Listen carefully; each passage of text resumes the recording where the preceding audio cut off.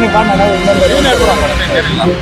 ಇಲ್ಲಿ ಎಷ್ಟು ಸಾರಿ ಇಲ್ಲಿ ಬಂದು ಎಲ್ಲಾ ಜನಗಳು ಎಷ್ಟು ಸಾರಿ ಬಸವರಾಜನಿಗೆ ಆಶೀರ್ವಾದ ಮಾಡಿದ್ರು ನಮ್ಗೆ ತೃಪ್ತಿ ಇಲ್ಲ. ಎವ್ರಿ ಇಯರ್ ಬರ್ತೀವಿ, ಸುಮಾರು ಒಬ್ಬೊಬ್ರು ಒಂದೊಂದು ಟೀಮ್ ಕಡೆಯಿಂದ ನೋಡಿ ಟಮಟೆ ಎಲ್ಲ ಹೊಡ್ಕೊಂಡ್ ಬರ್ತಾವ್ರೆ.